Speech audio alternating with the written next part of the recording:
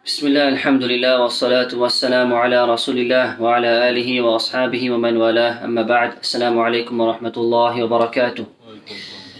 وحديث tonight is عن أنس رضي الله عنه قال غاب عمي أنس بن النضر رضي الله عنه عن قتال بدر.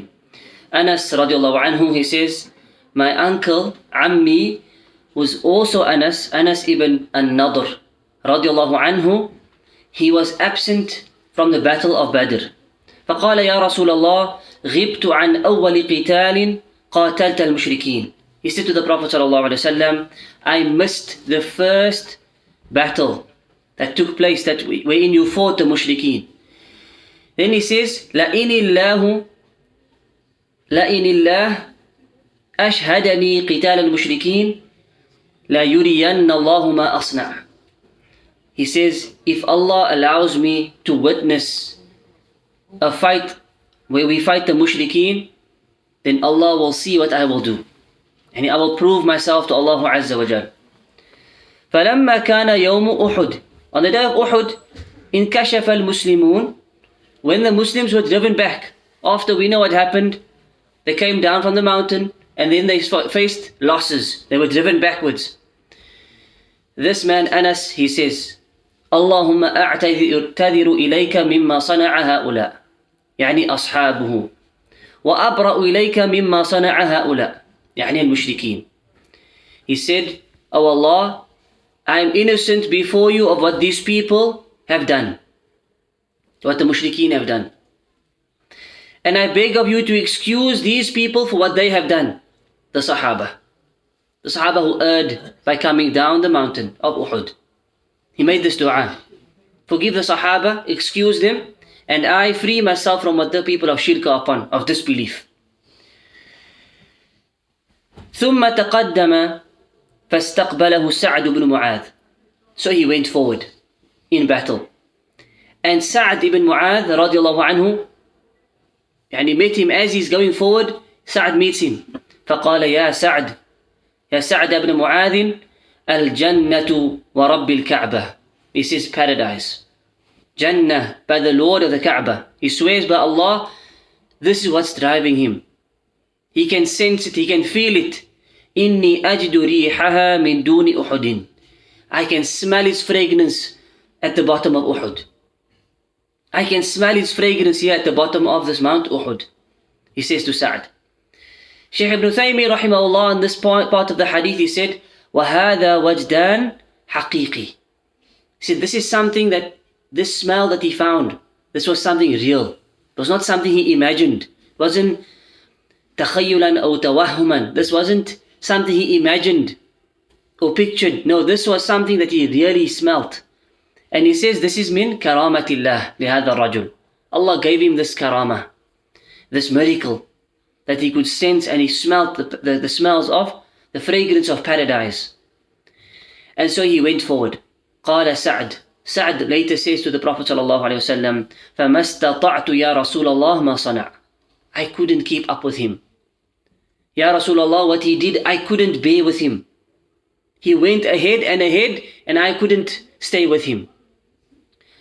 Anas, the nephew who's narrating this hadith, then says, فَوَجَدْنَا بِهِ بِضْعًا وَثَمَانِينَ ضَرْبَةً بِالسَّيْفِ أو طعنة برمح أو رمية بسهم. We found him with 80 odd wounds, some of them by the sword, some of them through the spear, some of them through arrows. His body was completely full of wounds. This is what it took to get him down. This is what it took to stop this man. وَوَجَدْنَاهُ قَدْ قُتِلْ. We found him, he was killed. وَمَثَّلَ بِهِ الْمُشْرِكِينَ. And the mushrikeen, they mutilated his body because of what he did to them, because of the harms that he inflicted upon them. فَمَا عَرَفَهُ أَحَدٌ إِلَّا أُخْتُهُ بِبَنَانِهِ. Nobody recognized him. We couldn't recognize him except his sister. Later on, when they looked through the bodies, his sister was present and she saw this body, and only by his fingers did she recognize him. She knew, this is the fingers of my brother. This is who this is. This is who this body belongs to. This is Anas ibn Nadr. radiallahu anhu. And so Anas says, the Sahaba, we used to think that the following verse was revealed concerning him. مِنَ الْمُؤْمِنِينَ رِجَالٌ صَدَقُوا مَا عَاهَدُوا اللَّهَ عَلَيْهِ. That among the believers are men who have been true to their covenant with Allah. They promise with Allah Azza wa Jal. This was revealed because of him. He promised, Allah is going to see what I do if I get another chance. I missed Badr. If I get another battle, Allah will see what I do. And he was true to this. He was true to this.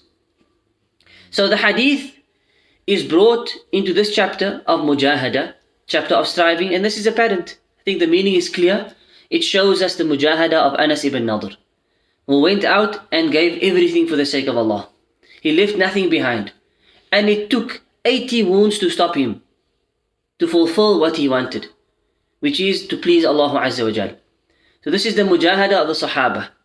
The same should be applied to us in our matters of worship, where we strive and we push ourselves. And nothing should stop us from reaching our goals, reaching our targets when it comes to pleasing and worshipping Allah Azza wa Jal. One last benefit on this hadith. Many of us, we've missed opportunities in this dunya. Opportunities of khair, opportunities to get close to Allah.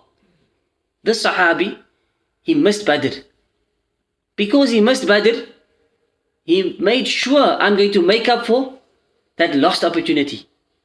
The next opportunity that comes, I will not miss out, and I will give it my all. When Uhud came around, this is what happened to him.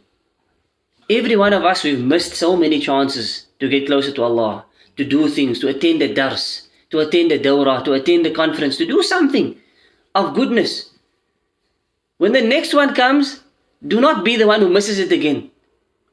Look at the Sahaba's attitude. Eager to do good, eager to find, the pleasure of Allah.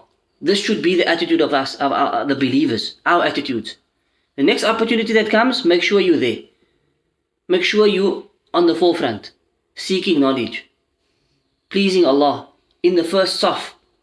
So it could be minor things, but this should be the attitude of the believer. Always to be trying to be at the front, not lagging behind. We mentioned this hadith a while back. The one who keeps himself behind, Allah will eventually keep him behind. Wallahu musta'an. وأسأل الله عز وجل for his توفيق. آمين يا رب العالمين. وصلى الله على نبينا محمد وعلى آله وصحبه أجمعين. سبحانك اللهم وبحمدك. أشهد أن لا إله إلا أنت أستغفرك وأتوب إليك. والسلام عليكم ورحمة الله وبركاته.